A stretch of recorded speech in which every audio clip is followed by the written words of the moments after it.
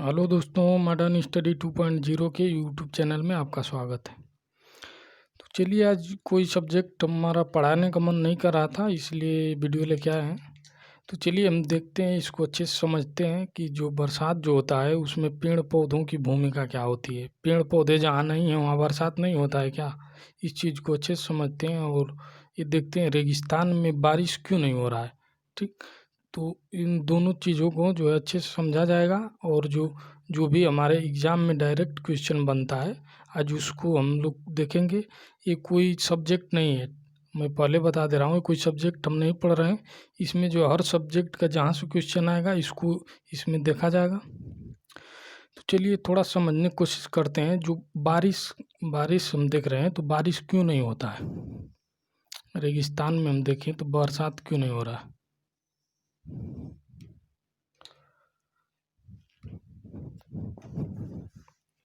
इसका रीज़न हम समझते हैं। देखिए, इंडिया के परिप्रेक्ष्य में हम देख रहे हैं, ठीक, अच्छे से समझना है। देखिए इधर क्या है, बंगाल की खाड़ी,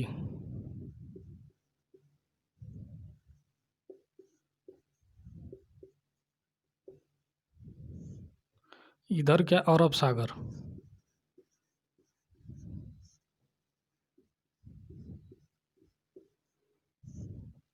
ये बंगाल की खाड़ी है, ये अरब सागर है, ठीक। तो मानसून जो है, यहाँ जो धूप पड़ता है तो ये जो वाष्प बन के समुद्र से जल ऊपर की ओर उठेगा, यहाँ का जल भी वाष्प बन के ऊपर की ओर उठेगा, ठीक। तो ये जो है इंडिया में हम देख रहे हैं इधर उधर जा रहा है, उससे हमको मतलब नहीं। इंडिया की बात करें तो हम इंडिया में बस देखेंगे कैसे बारिश नहीं हो रहा है, कहाँ कहाँ हो रहा है। देखिए, तो यहाँ से उठेगा, इसको बोलते हैं, ये क्या है, इंडिया के उत्तर और पूर्व में। तो ये उत्तर पूर्वी मानसून यहाँ से जो होगा उसको बोलेंगे,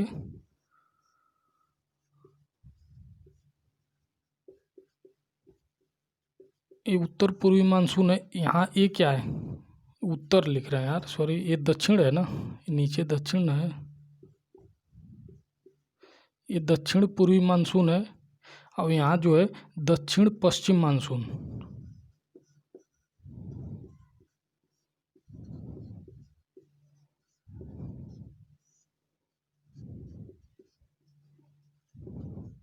देखिए एक एक चीज़ को अच्छे से समझना है। देखिए, तो ये दक्षिण पूर्वी मानसून है, ये जो है इंडिया में इस तरह एंट्री किया, इस तरह जो है ये उठता है ऊपर की ओर, तो इधर की ओर जाता है, ठीक, ऊपर की ओर जाएगा।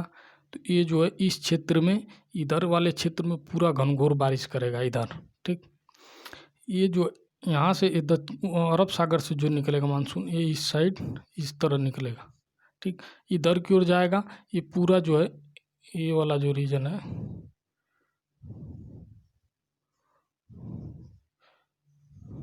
ठीक। तो ये जो जाएगा इस साइड, ये पूरा जो है टोटल इधर इधर बारिश करेगा, ये जो इधर बारिश करेगा, ठीक। तो रेगिस्तान में क्यों नहीं बारिश होता, हम देखते हैं। यहाँ देखते हैं, इधर इस साइड को है राजस्थान, ठीक, राजस्थान में है थार का मरुस्थल। ये थार का मरुस्थल भारत में सबसे बड़ा मरुस्थल जो है ये थार का मरुस्थल है। देखिए, तो यहाँ पे क्या है, अरावली रेंज, अरावली रेंज जो अरावली पर्वत,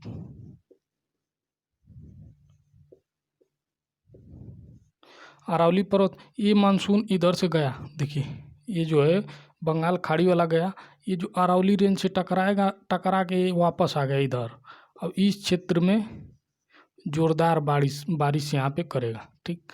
इसका देखिए, ये जो गया, ये अरावली रेंज है इधर, ये इस साइड से देखिए इस तरह कुछ है, ठीक।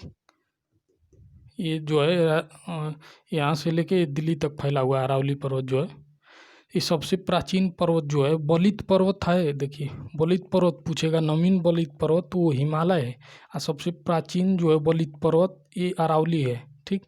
बलित पर्वत का मतलब ये होता है कि जो ये दो दो प्लेट है, इसके ये जो है आपस में जब ये नज़दीक आता है तो बीच वाला भाग जो है ऊपर की ओर उठ जाता है, तो वलय पड़ के जो है पर्वत का निर्माण होता है, उसको बलित पर्वत बोलते हैं। तो हिमालय भी बलित पर्वत है, अरावली भी बलित पर्वत है, ठीक। तो हिमालय जो हिमालय का निर्माण हुआ, वहाँ टेथिस सागर जो था पहले था, ठीक, वो जो है टेथिस सागर था, उसमें जो है कचरा भरा, फिर बहुत समय बाद जो है वापस में प्लेट जब नज़दीक आया तो ये ऊपर उठ गया, तो वो हिमालय का निर्माण हो गया, ठीक। तो उसी तरह इसका भी निर्माण हुआ। ये सबसे प्राचीन जो है अरावली पर्वत है। ये जो है इससे जो है इधर से इस साइड से निकल जा रहा है, ये इधर वाला तो इधर ये अरावली रेंज रोक दे रहा है, बारिश इधर कर दे रहा है, इधर से ये निकल जा रहा है, ठीक। तो ये बारिश नहीं हो रहा है, लेकिन इसके न मानसून जाने के बावजूद भी यहाँ बारिश हो सकता है यदि यहाँ पेड़ पौधे ज़्यादा हों, ठीक। पेड़ पौधा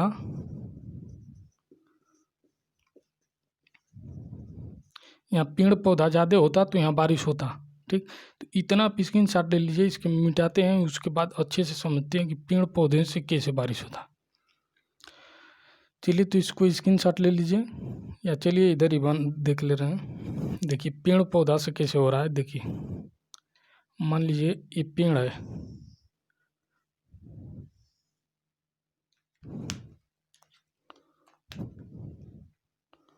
ये पेड़ है, देखिए ये इसका जड़ है,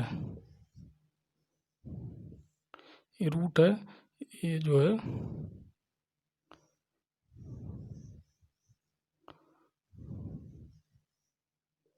इसका पत्ती है, ये जो है इसका पत्ती है, ठीक। तो इसमें जो पेड़ पौधों में वाष्पोत्सर्जन होगा तो ये जो है जल निकलता है, वाष्पोत्सर्जन पेड़ पौधा में होगा तो जल निकलेगा। यदि यहाँ पेड़ है ज़्यादा मात्रा में, यहाँ जंगल है तो यहाँ से निकलेगा, ठीक, निकलेगा पेड़ पौधा से वाष्पोत्सर्जन होगा, जल निकलेगा। तो ये जल बादल को देखेंगे तो ऊपर घूमता रहता है, जाता रहता है, उधर से ताकेंगे तो इसे जाता रहेगा ऊपर, ठीक। तो लेकिन वो हल्का बादल होता है जो जाता है, ठीक। तो जब इसमें वाष्पोत्सर्जन होगा, ठीक, इसमें से जल निकलेगा, ऊपर की ओर उठेगा, ऊपर जाएगा, बादल में मिल जाएगा, जाके उसमें निर्माण होगा। वो जो जा रहा था बादल, उसका वेट जो है बढ़ जाएगा, तो वो जा रहा था वो रुक जाएगा, आराम से जाएगा धीरे धीरे। जाने के पश्चात वो ठंडा हो जाएगा, ठंडा होगा तो वो जो है उसके नीचे ही बारिश करने लगेगा। तो ये जो यहाँ पेड़ पौधा होता तो यहाँ बारिश होने लगता, ज़्यादा होना चाहिए, ठीक। ये पेड़ पौधे जो है जल इसमें से निकलेगा तो वो बारिश कराता है। तो इसमें जल कैसे निकलता है इस चीज़ को समझने की कोशिश करते हैं। देखिए ये जो होता है इसमें छोटा छोटा पत्ती में छोटा छोटा छिद्र होता है, ठीक, इसको बोलते हैं रंध्र, या इसको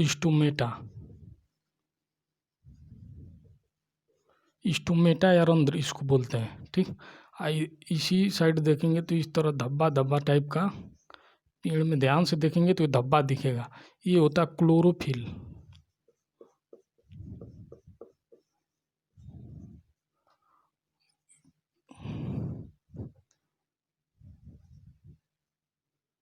ये क्लोरोफिल है, ठीक। ये क्लोरोफिल में क्या होगा, इसमें भोजन का निर्माण होगा, क्लोरोफिल में जो है भोजन का निर्माण होता है। इस क्लोरोफिल की खोज हम देखें,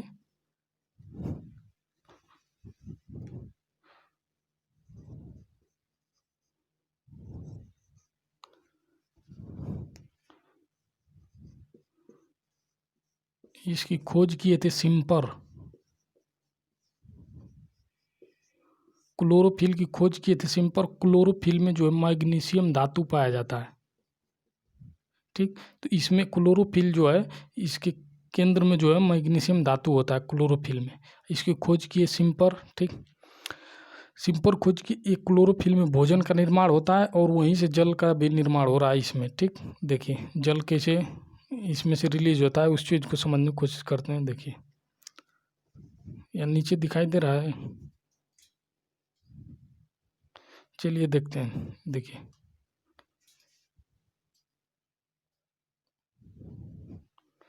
देखिए नीचे हम देखते हैं यहाँ पे जल का, ये क्लोरोफिल में भोजन कैसे बन रहा है पेड़ पौधों का। देखिए पेड़ पौधों को भोजन बनाने के लिए क्या क्या चाहिए, कार्बन डाइऑक्साइड चाहिए, और चाहिए जल, और जल चाहिए, और चाहिए प्रकाश। प्रकाश, सूर्य का प्रकाश चाहिए तो ये बनाएगा ग्लूकोज बनाएगा C6H12O6 और बनाएगा 6H2O और बनाएगा 6O2। यानी देखिए ये ये जो है कार्बन डाइऑक्साइड है, 6 कार्बन डाइऑक्साइड का अणु और जो है 12 जो है जल का अणु, इसको ज़रूरत है भोजन बनाने के लिए। तो ये कार्बन डाइऑक्साइड जो दुनिया भर का फैला हुआ है वायुमंडल में, ठीक, तो वो वायुमंडल से ये जो है कार्बन डाइऑक्साइड ले लेगा। और जल कहाँ से लेगा? जल जो है ये नीचे से लेगा, ज़मीन से जल खींचेगा। ये ज़मीन से जल जो है ये ज़मीन से इसके जड़ द्वारा ये ऐसे ऐसे ऐसे करके इसमें पहुँचेगा, ठीक। तो ये जल जो है ज़मीन से ले रहा है, जल को पहुँचाता कौन है? ठीक, जल को पहुँचाएगा जाइलम। ये ऊतक होता है, ठीक। ऊतक जो होता है बहुत सारे सेल मिलेगा तो ऊतक का निर्माण होता है। तो ये जो है इस पेड़ का छोटा छोटा सेल मिलके इस ऊतक का निर्माण करता है। तो वो जाइलम ऊतक जो होता है तो ये जो है पूरा फैला होता है। तो इसी के माध्यम से जल ऊपर की ओर चढ़ता है, यहाँ तक पहुँचता है। ये क्यों चढ़ता है? जल जो है ऊपर की ओर चढ़ रहा है, ये केशिका क्रिया जो होता है,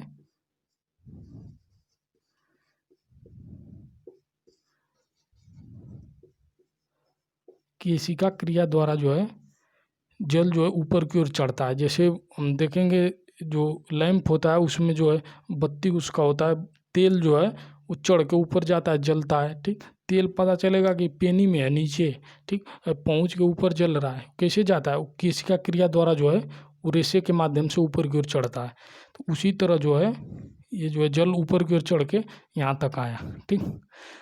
इसमें भोजन का निर्माण हुआ। ये ग्लूकोज का, तो ये जो ग्लूकोज बना इसका तो ये पेड़ पौधा यूज करेगा, खुद यूज कर लेगा, इसको बाहर निकाल देगा।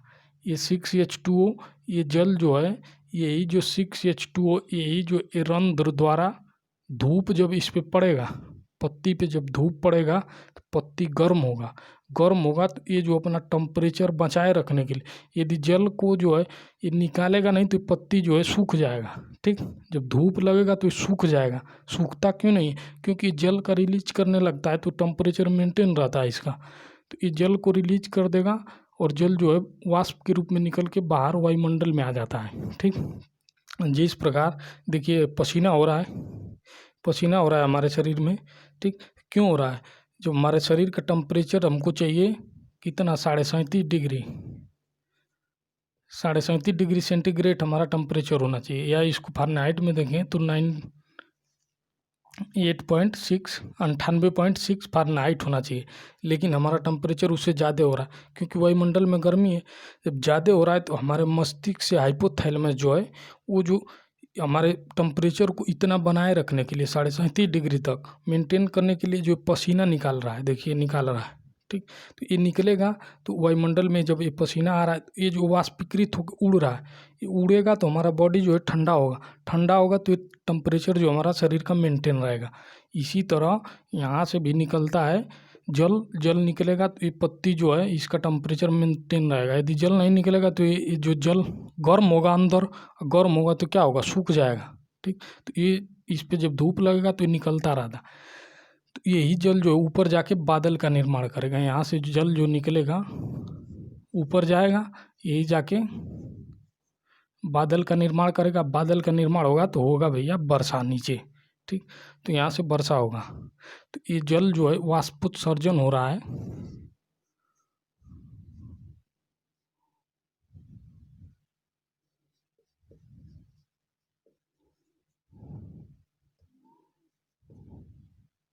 वाष्पोत्सर्जन यहाँ पे हो रहा है, ठीक। ये वाष्पोत्सर्जन द्वारा जल बाहर निकल रहा है।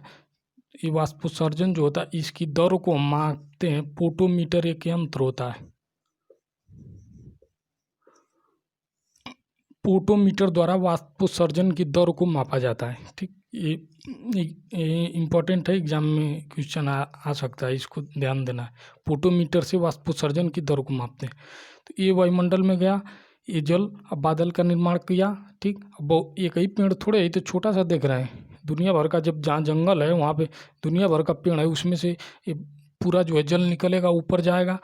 अब बादल देख रहे हैं ऊपर की ओर जाता आता रहता है, ये जल जब ऊपर जाएगा, ठीक, गर्म गर्म रूप में रहता है, वायु रूप में रहता है, ठीक, ये वाष्प के रूप में रहता है। तो जब हवा का क्वालिटी होता है कि गर्म जैसे हुआ हवा तो ऊपर की ओर भागेगा। क्यों भागेगा? गर्म होता है तो ऊपर की ओर उठेगा, ऊपर जाके जब ठंडा होगा तो वही जल जो है, ये जो जल है वाष्प के रूप में गर्म है, नीचे ये जाएगा ऊपर, बादल का निर्माण होगा। वहाँ पे जब ये ठंडा होगा तो ये फिर अपना असली रूप में आ जाएगा जल में, और वही नीचे बूंद के रूप में आएगा। तो देखो अब बारिश आ रहा है। ठीक, तो ये जो है जल उसी तरह जो बारिश होता है। इसका हम देख लिए फोटोमीटर। और चलिए, तो ये जो है इसका तो हम देख लिए, ये जो है जल, तो जल का तो यूज ये बाहर वाष्पोत्सर्जन कर दिया पेड़, और जो है बादल बन गया, वर्षा होगा। और ये 6O2 है, जो ये जो ऑक्सीजन है, ये ऑक्सीजन जो है वायुमंडल में रिलीज कर देगा, वायुमंडल में आएगा, जो हम लोग ले रहे हैं अभी। ठीक, अभी ले रहे हैं, कहाँ से आ रहा है ऑक्सीजन? यहीं से आ रहा है। ठीक, ऑक्सीजन जो है कहाँ से आ रहा है? पेड़ पौधे रिलीज कर रहे हैं यहीं से। इसका जो है यूज करेगा, तो ये जल जो है जाइलम पूरा फैला दिया। ये जो खाना बनाया है, ठीक, ये क्लोरोफिल में जो इसका भोजन बना है, ये जो है इसको पहुंचाएगा फ्लोएम। ये फ्लोएम जो है पूरा पेड़ के हर हिस्से में, ये फ्लोएम जो है इसको जो है ग्लूकोज को पेड़ के जो है हर हिस्से में फ्लोएम जो है ये ग्लूकोज को ले जाकर फैला देगा, वो सब इसका यूज करेगा। ठीक, ये नहीं मिलेगा तो ये कहाँ से बढ़ेगा, वृद्धि विकास कैसे होगा? इसको भोजन चाहिए, हमको जो है एनर्जी की ज़रूरत है। ठीक, तो कहाँ से एनर्जी मिलेगा? भोजन लेंगे तो ये जब भोजन लेगा तभी तो इसका विकास होगा। तो ये जो है इसका भोजन है, ये ग्लूकोज। ठीक, तो इस चीज़ को नोट कर लीजिए, अच्छे से देख लीजिए। इसके बाद जो है आगे थोड़ा ऑब्जेक्टिव टाइप का जो क्वेश्चन है, स्क्रीनशॉट ले लीजिए इसका, उसके बाद देखते हैं। चलिए देखिए, ये क्लोरोफिल जो है इसमें इसका भोजन बन रहा है। ठीक, हमारा भोजन कहाँ बनेगा? किचन में बनेगा। ठीक, तो उसको हम क्या बोलते हैं? रसोई घर। तो ये जो है ये पेड़ पौधों का रसोई घर कौन है? ये क्लोरोफिल जो है ये पेड़ पौधों का रसोई घर है। देखिए, पेड़ पौधों का रसोई घर।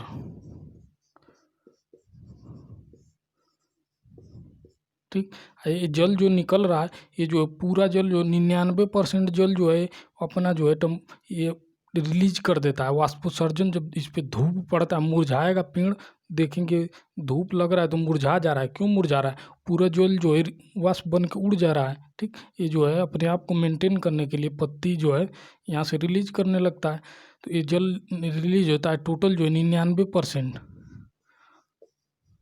वाष्पोत्सर्जन के दौरान जो है 99% जल रिलीज हो जाता है। ठीक, ये जल जो है भूमि से लेके जा रहा है।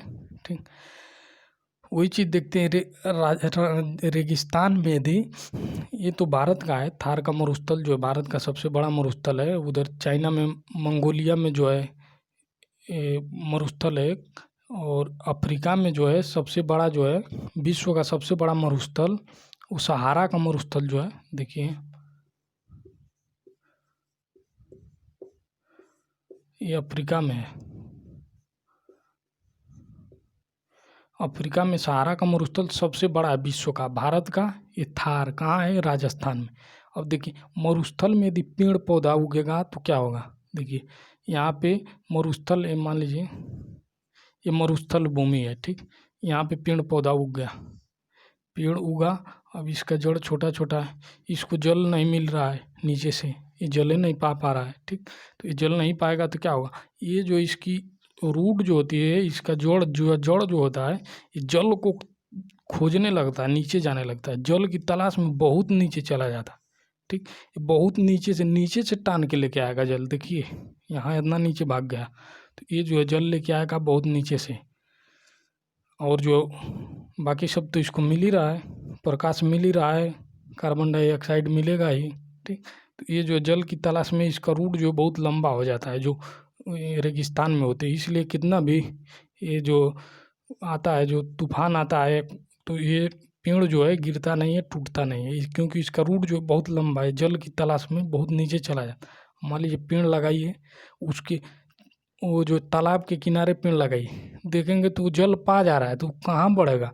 देखिए मान लीजिए तालाब है, तालाब के किनारे यहाँ पे हम पेड़ लगा दें, तो इसको जल इतना में मिल जा रहा है, तो इसका रूट बढ़ता ही नहीं। तो ये हानि आएगा, जब हवा तूफान आएगा तो ये जो है गिर जाएगा, तो इसको मिल नहीं रहा है तो नीचे जाएगा। चलिए इतना देख लीजिए।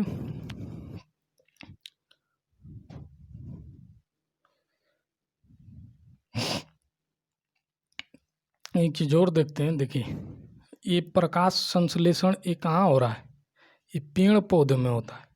हमारे अंदर होने लगे तो क्या करेंगे, हमारे अंदर होगा तो आराम से बैठे रहो, कुछ करने की ज़रूरत नहीं है।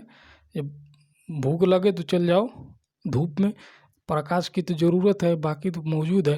प्रकाश संश्लेषण के लिए क्या चाहिए, बस यही प्रकाश चाहिए, ठीक।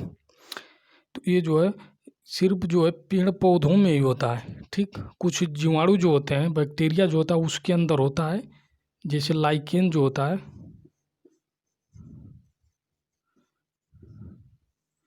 लाइकेन जो होता है, शैवाल जो होता है, इनके अंदर भी प्रकाश संश्लेषण ये जो होता है, ये पूरा प्रोसेस को प्रकाश संश्लेषण बोलते हैं। ये जो इसका भोजन बनने की प्रक्रिया है, इसको प्रकाश संश्लेषण बोलते हैं, ठीक। तो ये पूरा नोट कर लीजिए। उसके बाद जो ऑब्जेक्टिव क्वेश्चन जो है उसको हम देखते हैं। चलिए इतना नोट कर लीजिए, इसको स्क्रीनशॉट ले लीजिए, मैं मिटाने जा रहा हूँ। चलिए एक चीज़ और देखते हैं, कीट भक्षी जो पौधे होते हैं, सुने होंगे आप लोग नाम, कीट भक्षी।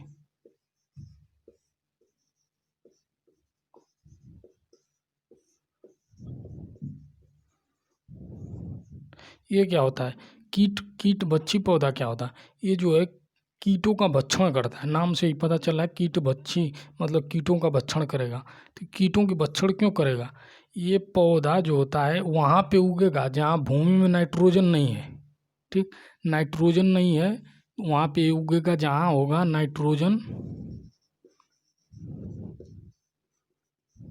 जहाँ होगा नाइट्रोजन नहीं होगा, ठीक। जहाँ कम होगा या होगा ही नहीं, वहाँ पे ये पौधा उग के तैयार हो जाएगा, ठीक।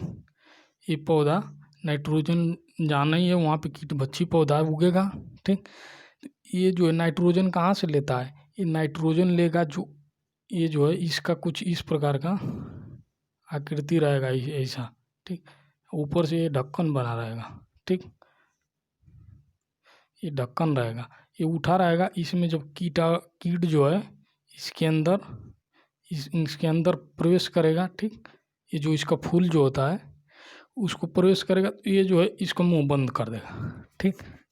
बंद कर देगा तो ये बेचारा इसी में फड़फड़ाएगा, फड़फड़ा के क्या करेगा, ये बंद हो गया है तो इसी में अपना ये इधर उधर फड़फड़ा रहा है, फिर जो है ये मर जाएगा। इसमें जब मर जाएगा तो ये जो है मर के इसी में सड़ जाएगा तो ये जो सड़ के जो इसमें से नाइट्रोजन निकलेगा, ये इसको जो है अवशोषित कर लेगा, ठीक। तो अपना नाइट्रोजन की पूर्ति ये जो कीट भक्षी पौधा कीटों से करते हैं। नाइट्रोजन कीट में क्यों पाया जाता है, क्योंकि हम देखे थे नाइट्रोजन कार्बोहाइड्रेट पढ़े थे, ग्लूकोज पढ़े थे, तो उसमें नाइट्रोजन नहीं था, उसमें कार्बन, हाइड्रोजन, ऑक्सीजन था। लेकिन जहाँ प्रोटीन आ गया, प्रोटीन जो आ गया तो इसमें कार्बन, हाइड्रोजन, ऑक्सीजन और नाइट्रोजन ये सब मौजूद होता है। तो ये जो कीट होते हैं उसमें प्रोटीन होता है, प्रोटीन है यानी नाइट्रोजन है तो यानी ये लेगा, उनको पकड़ेगा, पकड़ के यहाँ से नाइट्रोजन खींच लेगा, ठीक। तो कीट भक्षी पौधे जो है जहाँ नाइट्रोजन है वहाँ उगते हैं और कीटाणुओं से जो है नाइट्रोजन की पूर्ति करते हैं। चलिए अब देख लेते हैं, जो ये हम शैवाल देख रहे थे, शैवाल जो था इसके अध्ययन को, शैवालों के अध्ययन को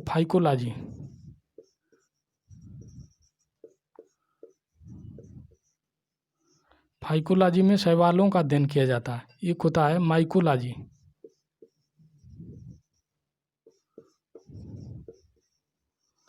माइकोलॉजी में कवकों का अध्ययन किया जाता है।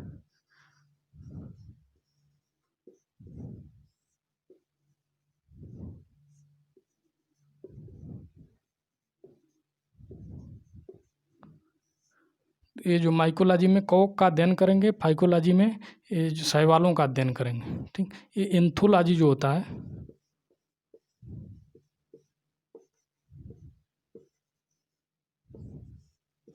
इसमें जो है फूलों का अध्ययन करना है।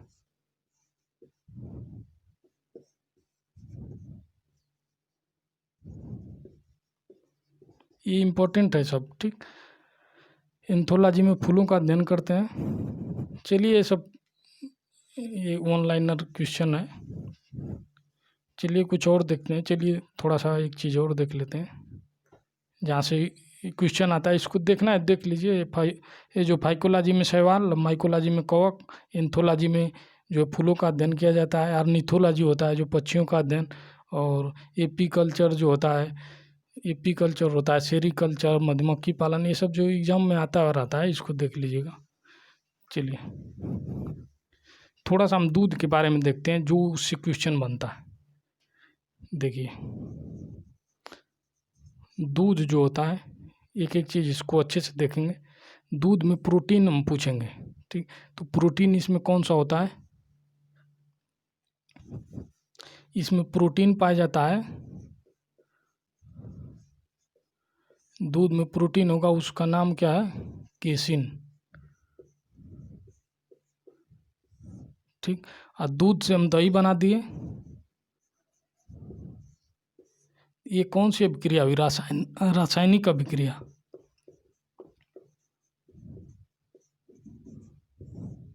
एग्जाम में पूछा हुआ है कि दूध से दही बनना कौन सी अभिक्रिया है, देगा उसमें ऑप्शन रासायनिक अभिक्रिया, भौतिक अभिक्रिया, और पता नहीं कौन सी अभिक्रिया देगा उसी में। ठीक, तो ये जो है दूध से दही बनना है वो रासायनिक अभिक्रिया। रासायनिक अभिक्रिया क्या होता है उसको हम समझ लेते। ये जो इसमें रिएक्शन होता है ये रिवर्सेबल नहीं होगा। ये दूध से दही बन गया तो दही से दूध बना देंगे, दही से बनेगा तो क्या बनेगा? माठा बनेगा। ठीक, माठा जो होता है, तो दही से ये दूध नहीं बन सकता है। तो रासायनिक अभिक्रिया, किसी चीज़ में रासायनिक अभिक्रिया हो गया मतलब वो खराब हो चुका है, अब वो अपने अवस्था में नहीं आएगा। ठीक, दो केमिकल है, इसको मिला दिए, रिएक्शन कर दिया तो इसको अलग थोड़े कर सकते हैं, अब दूसरा उत्पाद बन गया, तीसरा। ठीक, दो मिलेगा तीसरा।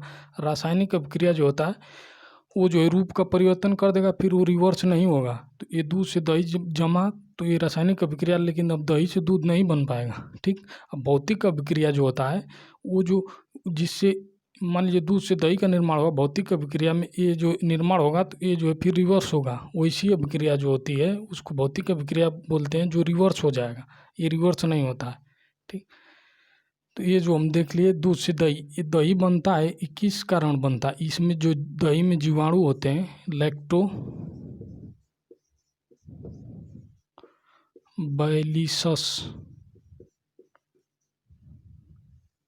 ठीक, ये जो है दही जमता है, जो लैक्टोबैलिसस, इसमें जीवाणु पाए जाते हैं, इसी के कारण जो है ये दही का निर्माण होता है दूध से। ठीक, ये दूध से दही क्यों जो खट्टा इसमें डालते हैं, खट्टा जो है, तो ये जो है दही दूध जो होता है उसमें इस जीवाणु का निर्माण करता है खट्टा चीज़ डालने पे। ठीक, तो उनकी संख्या वृद्धि होगा तो ये क्या करेंगे? ये दूध को जो है दही बना देंगे। ये जीवाणु बनाते हैं, ये माइक्रोस्कोप से देखेंगे तो उसी में रेंग रहा है, खाने का मन नहीं करेगा, फिर इसलिए नहीं देखना चाहिए। ठीक, देखिए तो ये दूध से दही का निर्माण होगा। प्रोटीन देख लिए, केसिन। ये जो हम देखे थे पीछे में क्वेश्चन आया हुआ था एक, कि जो प्रोटीन का पाचन कहाँ से होता है, तो हम डाइजेशन सिस्टम में अच्छे से पढ़ाए हुए थे कि प्रोटीन का पाचन स्टार्ट होता है आमाशय से। आमाशय में एक केसिन को कौन पाचन करता है? रेनिन जो होता है, रेनिन जो फर्स्ट जो है प्रोटीन का पाचन, यही जो है रेनिन इस केसिन प्रोटीन को जो है इसको फाड़ता है। ठीक, और इसको जो है दही रूप में बना देता है। रेनिन जो है इस दूध को दही के रूप में कन्वर्ट कर देता है, इसको फाड़ देता है। दूध फटता है तो कैसा होता है? ठीक, तो ये जो है रेनिन जो है इसको फाड़ देगा, आमाशय में पाचन होता है। रेनिन निकलता आमाशय से, आमाशय से निकलेगा और केसिन को जो है ये दही के रूप में तोड़ देगा, फिर इसके बाद जो इसका पाचन आगे होगा। तो क्वेश्चन डाइजेशन सिस्टम देखेंगे तो समझ में आ जाएगा अच्छे से। तो ये प्रोटीन का पाचन बोल रहे हैं लोग कि मुख से होता है, मुख से स्टार्ट नहीं होता, मुख से जो है कार्बोहाइड्रेट का पाचन होता है। ठीक, प्रोटीन का पाचन स्टार्ट होगा आमाशय से। ठीक। तो चलिए इसको देख लीजिए, ये प्रोटीन हम देख लिए, यहाँ से पाचन इसका हो गया, रासायनिक अभिक्रिया, ये दूध से दही बन गया। ठीक। दुग्ध क्रांति जो थी, इस देखिए दुग्ध क्रांति,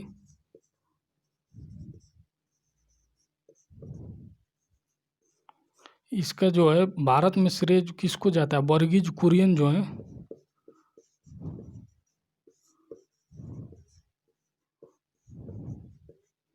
इन्हीं ने जो है दुग्ध क्रांति चलाया था। ठीक, वर्गीज कुरियन।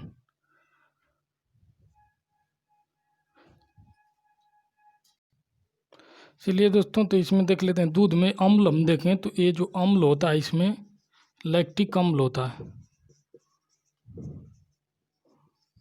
दूध में लैक्टिक अम्ल। चलिए दोस्तों, तो वीडियो बहुत लंबा हो गया, बड़ा हो गया। ठीक, तो ये वीडियो को समाप्त करते हैं।